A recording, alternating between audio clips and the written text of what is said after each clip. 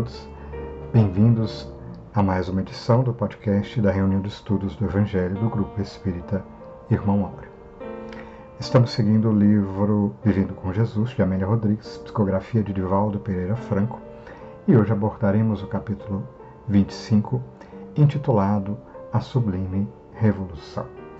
Hoje o estudo foi preparado pela Dorcas e foi gravado pela Cláudia. Essa dupla dinâmica também estará presente na nossa live que ocorrerá mais tarde.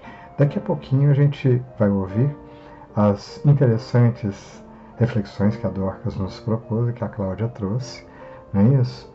Tenho certeza que a gente vai adorar. Lembrando sempre que a gente vai ter oportunidade de estender, e a Dorcas já deu alguns spoilers do que a gente vai comentar na nossa live que acontece logo mais à noite.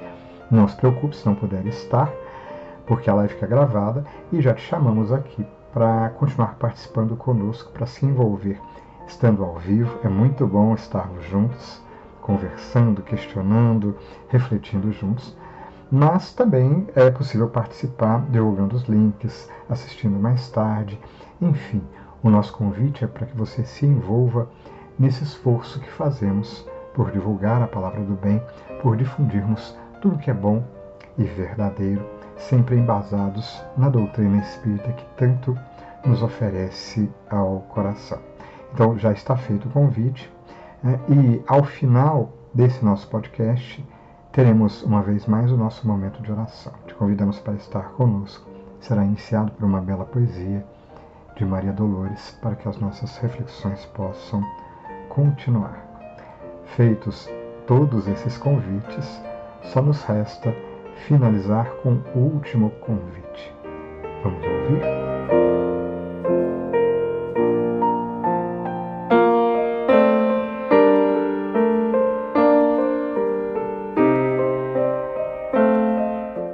Olá a todos, sejamos muito bem-vindos a mais um estudo de Evangelho do Grupo Espírita Irmão Áureo.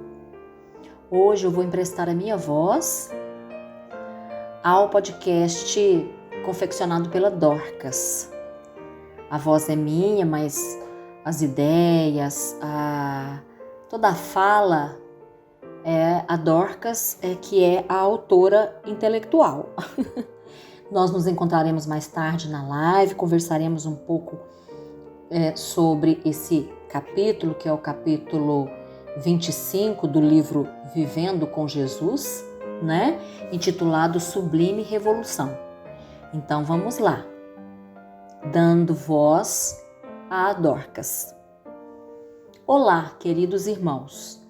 Desejamos que todos estejam bem, envolvidos no terno amor de nosso bondoso amigo Jesus. Hoje, Amélia Rodrigues vem descrever no capítulo 25 do livro Vivendo com Jesus, de forma clara e com riqueza de detalhes, a sublime revolução que Jesus veio realizar no coração do homem. E, para tanto, pedimos licença aos irmãos para parafrasearmos algumas estrofes da música O Homem, que Elizabeth Lacerda gravou, correlacionando-as a alguns pontos que muito nos inquietaram neste capítulo. Percebemos que, em alguns de seus títulos deste referido livro, Amélia Rodrigues gosta muito de usar a palavra sublime ao se referir a Jesus, e isto nos intrigou, conduzindo-nos a buscar entender o significado desta palavra. Sublime é o que se encontra em situação elevada, muito alta, acima de todos. É sinônimo de eminente quando é usado para definir aquele que excede os outros, que é excelente, superior. E, para compreendermos melhor o título, revolução é um ato de transformação, de mudanças profundas. Mas por que ocorrem revoluções? Segundo Erich von Schelling, doutor em Ciências Políticas pela Universidade de Viena, as revoluções ocorrem devido à mudança de pensamento. As pessoas passam a não gostar mais do regime tradicional devido ao surgimento de uma ideia de vida, uma ideia que julgam ser melhor do que a estabelecida. E realmente, No decorrer de suas colocações neste capítulo, observaremos que a revolução que nosso mestre e amigo Jesus veio trazer é muito superior, para além do que se possa entender a mente humana, estabelecida num contínuo diálogo entre espíritos, pois, como nos diz o apóstolo Paulo em sua primeira carta à igreja da cidade de Corinto, capítulo 2, versículo 9, todavia, como está escrito, nem olhos viram, nem ouvidos ouviram, nem jamais penetrou o coração humano o que Deus tem preparado para aqueles que o amam. Sabemos, irmãos, que o movimento espírita é rico em experiências de benemerência social, com uma gama de serviços de socorro à alma humana, edificando eficientes meios de sua divulgação, e uma das mais belas obras de caridade, o tratamento espiritual. E é baseando-se neste pensar que gostaríamos de refletir intimamente juntos sobre: será que eu realmente confio no que Deus tem preparado para mim? Agora, pensando no propósito que Deus tem para a nossa vida, recorro a Kardec, que em suas instruções nos questiona: pertenceis à fraternidade? Trabalhais para o levantamento desse templo cujo lema é Deus, Cristo e caridade? O que Deus preparou para nós não é algo que está detido no plano espiritual, por muitas religiões conhecido como céu, com sua felicidade eterna, sem dor e sofrimento. Mas transcende este entendimento, pois se inicia constantemente com a palavra recomeçar. Eu recomeço, nós recomeçamos. Logo, se inicia sempre no tempo presente, com um delicado e eficaz tratamento espiritual, perpassando por várias encarnações, num valioso e desafiador processo evolutivo, num trabalho íntimo de meditação e estudo. Como afirma Kardec em seu livro A Prece, sobre a propaganda que procurais fazer exclusivamente para chamar ao vosso seio maior número de adeptos, direi: se os meios mais fáceis que tendes encontrado são a cura dos vossos irmãos obsessos, são as visitas domiciliárias e a expansão dos fluidos, aí tendes um modesto trabalho para a vossa meditação e estudo. Então, iniciando nossas reflexões sobre este maravilhoso e sublime trabalho espiritual, Amélia Rodrigues inicia este capítulo descrevendo sobre como tudo começou: a pessoa de Jesus. Aquele homem especial rompia todos os limites impostos pela prepotência e pelo abuso do poder. A sua presença agitava as massas ansiosas e inquietava os governantes injustos e exploradores. Por que isso acontecia? Canta nossa querida irmã Elizabeth Lacerda. Um certo dia, um homem esteve aqui. Tinha o olhar mais belo que já existiu. Tinha no cantar uma oração e no falar a mais linda canção que já se ouviu. Sua voz falava só de amor. Todo gesto seu era de amor e paz ele trazia no coração. Mas, contrariando expectativas, não era este o líder político humilde, cheio de compaixão, com seus ideais de amor e fraternidade que Israel por séculos esperava, pois continua a letra da canção. Sua voz falava só de amor. Todo gesto seu era de amor e paz ele trazia no coração. Frente a esta situação, nos esclarece Amélia Rodrigues, os israelitas esperavam um vândalo impiedoso que vingasse as gerações transatas que estorcegaram nos longos cativeiros e na humilhação sem nome. Israel aguardava um condutor que a libertasse do nefando jugo romano, concedendo-lhe favores extraordinários e facultando-lhe a preservação do orgulho de raça, denominada eleita por Deus, em detrimento de toda a humanidade. Israel anelava pela revolução armada, aquela que vitima, que destroça, que destrói. Chegou-lhes, no entanto, um líder vindo de uma cidade simples, chamada Nazaré, da qual não saía nada de bom, como é escrito no Evangelho de João, capítulo 1, versículos 45 e 46.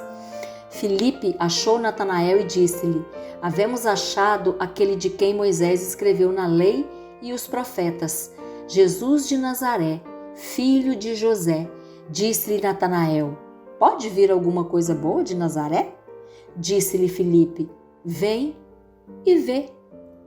Era este, filho de um carpinteiro, um líder cheio de paz, com voz mansa e que ainda falava em nome de Deus, dizendo ser-lhe seu filho, o chamando-o de meu Pai que estás nos céus, que acolhia a todos, sem nenhuma distinção, com amor que convidava este povo sofrido, com históricas dores para aliviar seu cansaço. Vinde a mim, todos os que estão cansados e oprimidos, e eu vos aliviarei, conforme registrou Mateus no capítulo 11, no versículo 28. Este ser de luz, esperança, fé e muito amor, cujo abraço aquecia-lhes o coração. Homens, mulheres, idosos e crianças, sadios e doentes, os quais somente ao tocar suas vestes eram curados, tamanho o magnetismo fraternal de sua presença.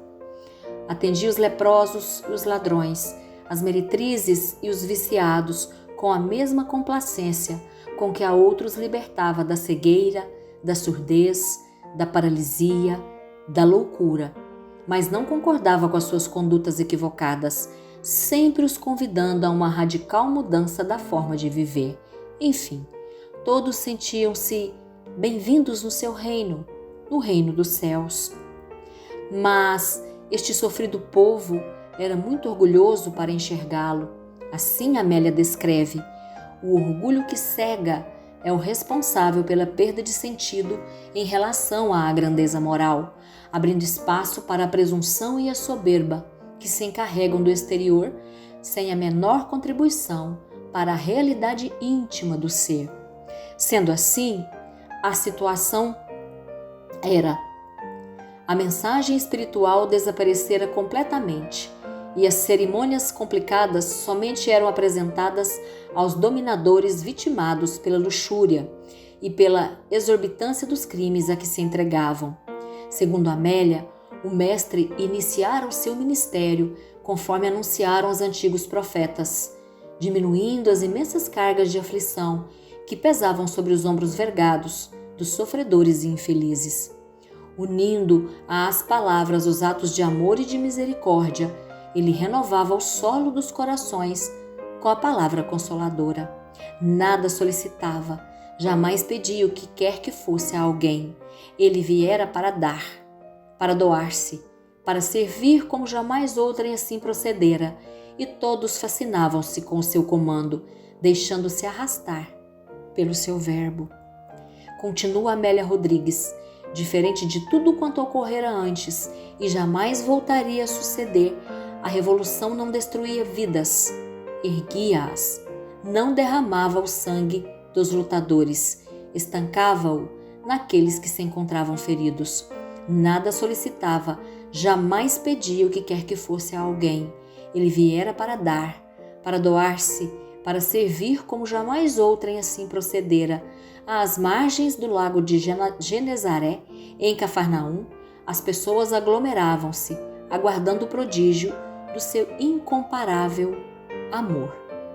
Iniciava então uma sublime revolução no coração humano, uma nova forma de pensar e ver a si mesmo e ao próximo, baseada na fraternidade que marcaria e dividiria o tempo histórico. A sua revolução, sem dúvida alguma, tinha por meta a conquista do reino dos céus. Quanto às instruções de Jesus aos seus discípulos sobre a metodologia para a realização do trabalho, dialogaremos em nossa live, na qual esperamos por todos. Que Deus nos abençoe. Iniciamos o nosso momento de oração com a poesia Confidência, de Maria Dolores. Se eu pudesse, Jesus, desejava esquecer a minha própria imperfeição, a fim de ser contigo onde houvesse aflição, o suave calor do braço terno e amigo, que derrame esperança em todo sofrimento, de modo a que na terra ninguém padeça em vão. Queria ser uma chama de fé ao longo do caminho, um pingo de bondade a descer persistente sobre a rocha do mal em que a treva se fez. Queria ser migalha de conforto a todo coração que está sozinho, proteção à orfandade, companhia à viuvez. Queria ser a brisa que refrigera a mente em cansaço profundo, combalida na prova quando a tristeza vem. Queria ser a escora pequenina que sustentasse os náufragos do mundo para o regresso à vida nova pelas vias do bem. Queria ser a força do silêncio que verte do sorriso de brandura a suprimir o incêndio da revolta de quem se desespera ou se maldiz. Queria ser o beijo da alma boa que seca o pranto de quem se tortura ante os golpes de lama da calúnia infeliz. Queria ser a prece que afervora e alivia o doente, socorro de algum modo a retratar-te. Queria ser, enfim, ao teu lado, Senhor, alguém que se olvidasse inteiramente, dia a dia, hora a hora, a fim de ser contigo em toda parte uma bênção de amor. E nossa prece nesses instantes, Jesus. Espelhe o nosso desejo intenso e verdadeiro de melhorarmos, de algo brilharmos em nossos sentimentos e pensamentos, sabedores de que somos tão necessitados do teu amor. Te rogamos amparo, mestre amigo, para que sigamos pelos caminhos da vida, buscando sempre o melhor. E se ainda não podemos, mestre querido, estar mais próximo ao teu lado pelas inúmeras dificuldades, ampara o nosso coração para que possamos receber-te o amparo e estarmos mais abertos ao amparo divino, que bem sabemos jamais nos abandona.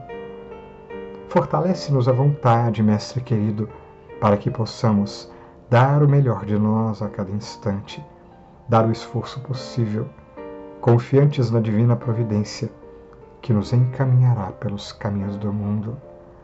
Quaisquer sejam as nossas decisões, ajuda-nos, mestre, para que o nosso esforço no bem seja o maior possível a cada instante.